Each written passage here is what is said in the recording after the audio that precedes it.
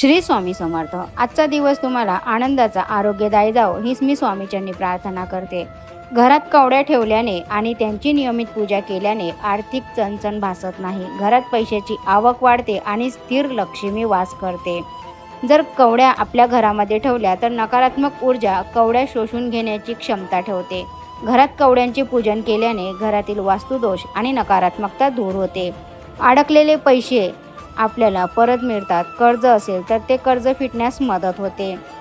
घरात कवड्यांची स्थापना करण्यासाठी दिवाळी, धनत्रयोदशी, अक्षय तृतीय किंवा कोणताही शुभ शुक्रवार, मंगळवार, पौर्णिमा या दिवशी तुम्ही स्थापना करू शकता.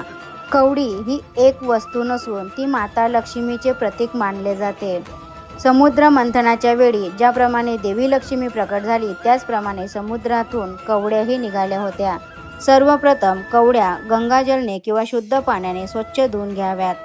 त्यानंतर दुधाने अभिषेक करावा. नंतर फुलं अर्पण करून नंतर शुद्ध पाण्याने स्वच्छ कवड्या धुवून घ्यायच्या आणि त्या पुसून घ्यायच्या. एक छोटी प्लेट घ्या, त्याच्यावर थोडे तांदूळ ठेवा आणि तुपाचा दिवा प्रज्वलित करा. अशाप्रमाणे आपल्याला दिव्याची स्थापना करायची आहे. त्यानंतर कवड्यांची पूजा करायला घ्यायची आहे. तर अशा प्रकारे स्वच्छ धुवून कवड्या, गंगाजल, दूध, पाणी तर अशा प्रकारे स्वच्छ धुवून घ्यायच्या. त्यानंतर छोटी प्लेट घ्यायची, त्याच्यावरती एक आसन ठेवायचं पिवळ्या कलरचं किंवा लाल कलरचं. त्यानंतर थोडेसे पिवळे तांदूळ करून घ्यायचे, त्याच्यामध्ये थोडीशी हळद मिक्स करायची आणि ते तांदूळ पिवळे करून घ्यायचे. ते तांदूळ त्या आसनावरती ठेवायचे आणि त्याच्यावरती 7 पिवळ्या कवड्या किंवा 5 पिवळ्या कवड्या अशा प्रकारे ठेवायचे आणि नंतर फुलं अर्पण करायचे. फुलं अर्पण झाल्यानंतर हातामध्ये कवड्या घेऊन तुम्हाला त्या मंत्र बोलायचा आहे. ओम महालक्ष्मीचं वेगमहे विष्णू पत्नीचं धीमहि तन्नो लक्ष्मी प्रचोदयात. हा मंत्र 16 वेळा तुम्हाला बोलायचा आहे. हा मंत्र श्री स्वामी समर्थ नित्यसेवा या पुस्तकामध्ये तुम्हाला मिळेल. त्यानंतर माता लक्ष्मीचे मंत्र तुम्हाला 16 वेळा बोलायचं आहे.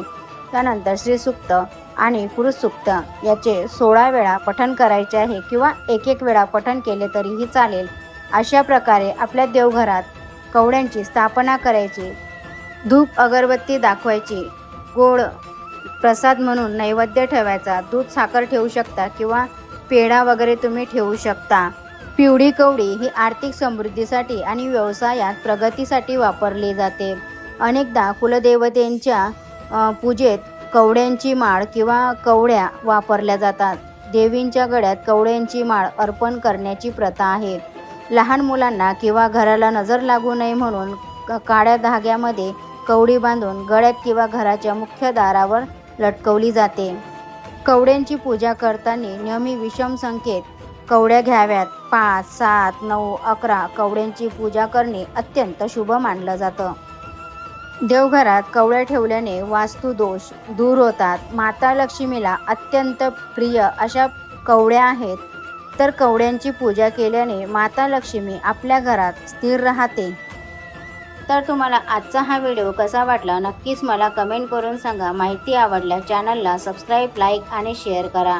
भेटूया अशाच नवीन एका व्हिडिओसोबत. स्वामी तुमच्या सर्वांच्या सर्व चांगल्या इच्छा पूर्ण करो. श्री स्वामी समर्थ.